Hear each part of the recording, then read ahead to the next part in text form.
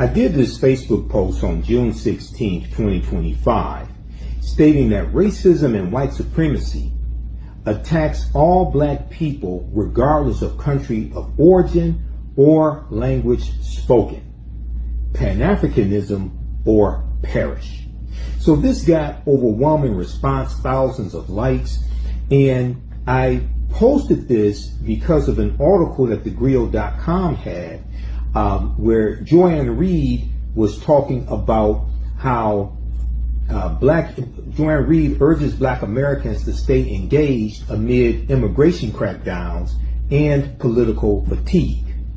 When I did this post, one of the things that I talked about is how we see recent examples of this attack coming from the Trump administration on all black people, regardless of country of origin or language spoken, including an attack on African Americans. We see that the Trump administration announced in June 2025 that they are removing the temporary protective status of 521,000 Haitians. And we just posted an article from NBC News Black. They have an article from June 27th, 2025, Trump administration to end deportation relief for Haitians in the U.S. Temporary protective status or TPS for some 521,000 Haitians living in the U.S. will terminate on September 2nd, 2025. This and Secretary of Homeland Security Kristi Noem stated this. You can read that article at NBCnews.com and also at our Facebook fan page, The African History Network. Newsweek.com has a piece from June 3rd, 2025 that deals with Cameroon loses U.S. protections, told to self-deport. And this deals with those from Cameroon, Cameroonians from Africa, who are told to, whose temporary protective status is going to be revoked on August 3rd, 2025, citing improved conditions in the country, according to a notice published Tuesday. Okay, so we see this attack, and then at the same time, we see that on Friday, June 27th, 2025, the Trump administration announced that 1,000 white South Afrikaners are going to be allowed to come to the U.S. as refugees. Now, they have revoked refugee status from everybody else. So I posted this article here from thegriot.com dealing with comments from Ann Reid called "Joy Reid Urges Black Americans to Stay Engaged Amid Immigration Crackdowns and Political Fatigue." Okay, and we remember Ann Reid from the readout on MSNBC. So I was showing giving a few examples in the past month or so coming from the Trump administration, attacks on people of African descent, whether they are continental Africans or African Americans. And we also see that May 12th, you had 59 white South Afrikaners who were allowed to come to the U.S. As refugees. A couple of weeks, 2 or 3 weeks later, another 9 were allowed to come with no fanfare, no press conferences. And then on Friday, June 27th, Washington Post reports that 1,000 white South Afrikaners are going to be allowed to come to the U.S., but no black South Africans are going to be allowed to come. And the Trump administration has put out travel advisories regarding various nations, including African nations and Middle Eastern nations, and they're not allowing refugees from any other country to come to the U.S. right now. Now, remember Donald Trump lying, saying Haitians in Springfield, Ohio were eating dogs and cats, and this put many of their lives in danger. Many of them received death threats, etc. While at the same time, Donald Trump ends programs that are beneficial to African Americans, attacking diversity, equity, and inclusion programs, ending the $37 billion disadvantaged business enterprise program.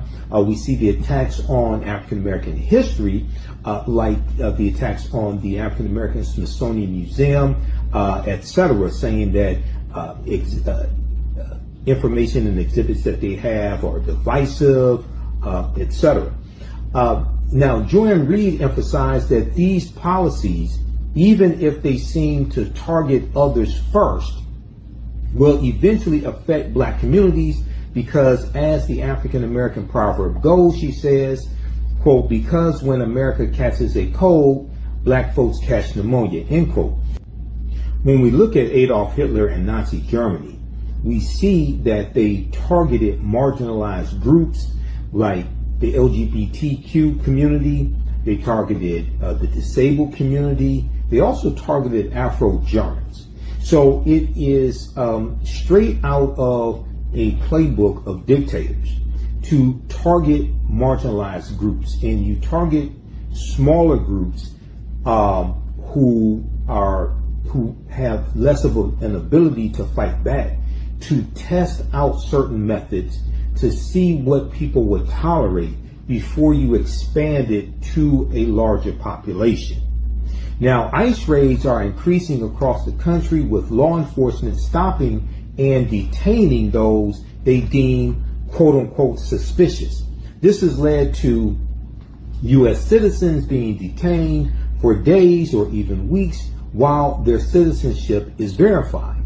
That kind of unchecked enforcement impacts not just black immigrants, but also black Americans or African Americans, especially when immigration status checks are riddled with bias.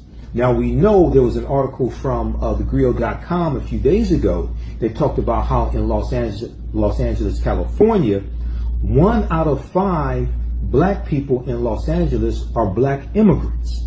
And also, we're going to get into relationships with them. We're going to intermix with them, marry them, etc. And you can also have what are known as mixed status homes, where some people in the home are legalized citizens, U.S. citizens, other people could be undocumented. And being undocumented does not mean that you came to the country illegally. You may have come to the country legally, but overstayed your visa. And somewhere around 40% of visa overstays make up a lot of the undocumented population, generally speaking, regardless of whether they're Latino or of African descent, etc. Visa overstays is something that's real, and they get lumped into the undocumented category, but that does not mean that they came to the U.S. illegally. So similarly, journalist Dr. Stacey Patton wrote in a Facebook post, quote, let's not act like standing in the background is some magic cloak of safety for black bodies. Dr. Stacey Patton went on to say, do y'all really think white supremacy is out here cross-checking protest rosters before it decides who to target? If you're black, you're already in the line of fire. If you are black, you are already in the line of fire. You are already a target. Doing your part, quote, in the background, end quote, is fine if it's strategy. But don't dress up fear as discretion. History has shown us time and again that silence, the background, and the sidelines don't save us. They isolate us, end quote. Once again, white supremacy and racism targets all black people, regardless of country of origin, regardless of language spoken, regardless of whether you think that you are a citizen or you are undocumented. When you understand Project 2025, I've said this before in my broadcast, they are trying to wipe our black behinds off of the political chessboard, okay? And the mistake that some African Americans make some quote unquote black Americans, the mistake that they make is they think that their proximity to white supremacy somehow protects them from white supremacy. And some of them think that they are better than our brothers and sisters from the continent of Africa, from the Caribbean, etc. And they think that they are safe.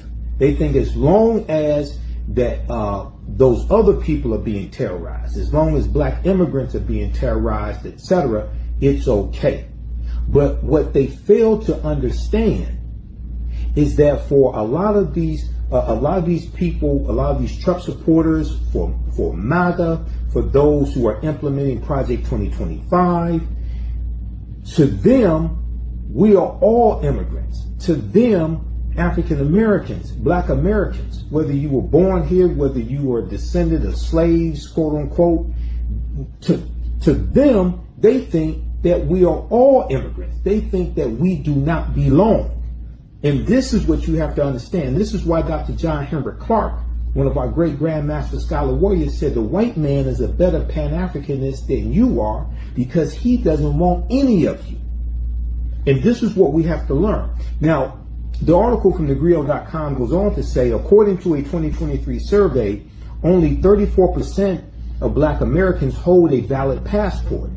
A University of Maryland study also found that people of color, 11%, are more likely than white people at 8% to lack documentary proof of citizenship, meaning they either do not have or cannot easily access these documents if needed.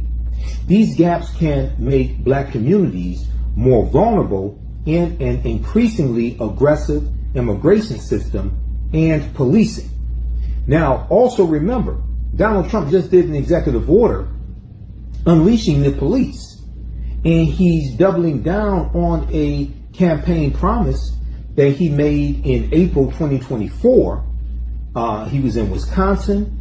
He made this campaign promise. He said if he was reelected, he would give 100% immunity against criminal prosecution to police officers for doing their job.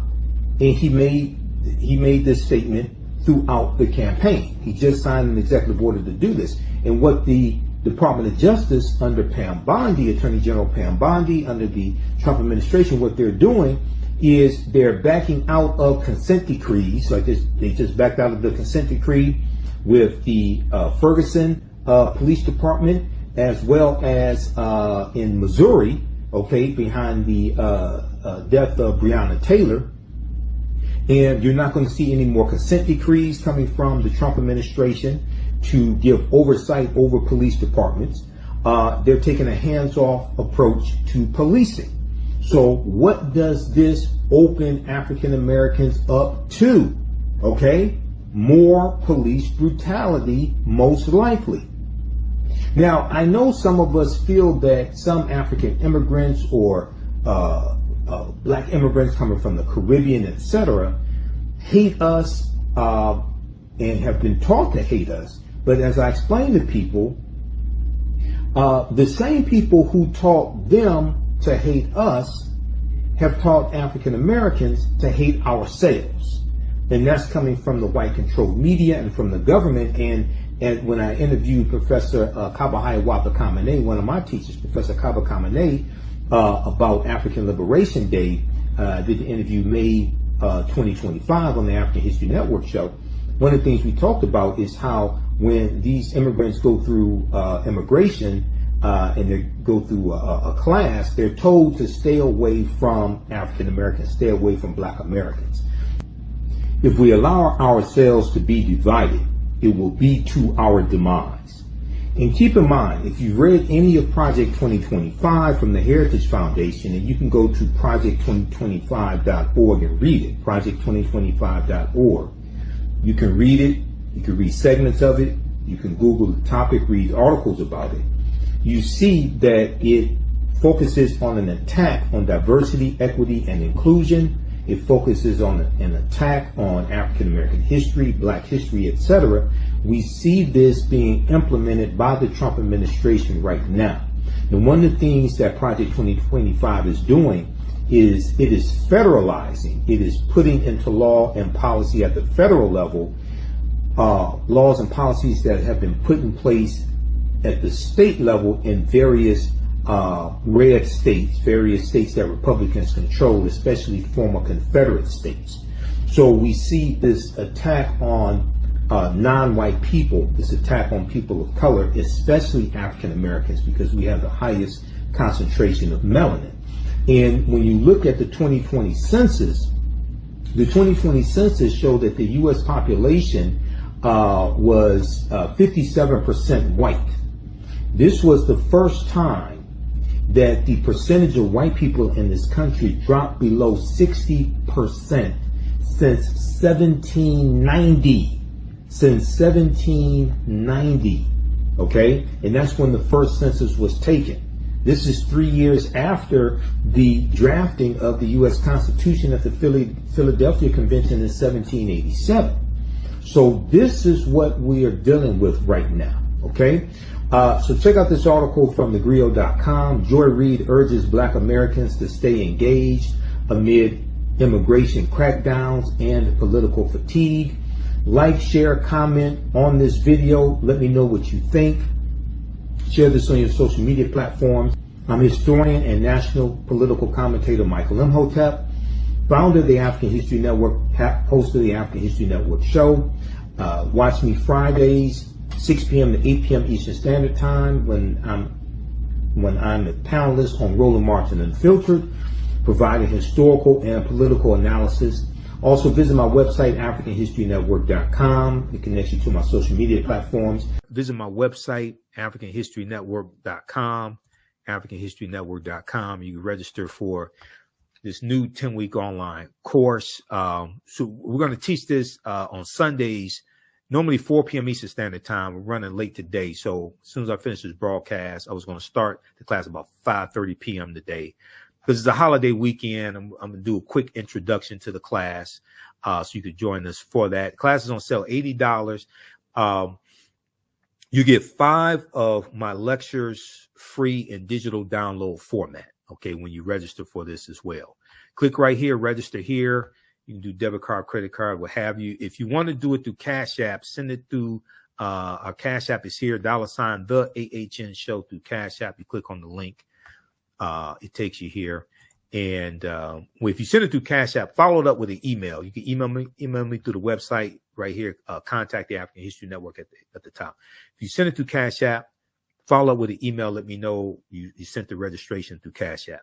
And this is our official Cash App account, $ the AHN show, SHOW. When you go to it, it'll say Michael. These are some fake African History Network Cash App accounts that have been stealing money from us. I'm still trying to get them shut down. Here's our PayPal link right here. Also, okay. So this is African empires, the Moors, and the transatlantic slave trade, 5000 BC to 1800 AD. Okay. So this is a new 10-week online course that I'm teaching. I've been teaching online history classes going back to 2017. And, I put these classes together, put together the curriculum. There are about 200 slides in this class, 80 to 100 articles that we reference, 15 books. You don't have to buy any of the books. I'll show you screenshots of the book as well. The content is PG-13. You can use this with your children, okay? And it's very engaging. It is interactive also. There's a class chat, so you can ask me questions in the class also. You can see me, I can't see you, so you don't have to worry about that. Also, you can support the African History Network through PayPal and Cash App. We have the information right on the homepage of my website. If you scroll down, $ the AHN show through Cash App, and through PayPal, paypal.me/the AHN show. This is our Cash App. Tag $ the AHN show, SHOW. When you go to it,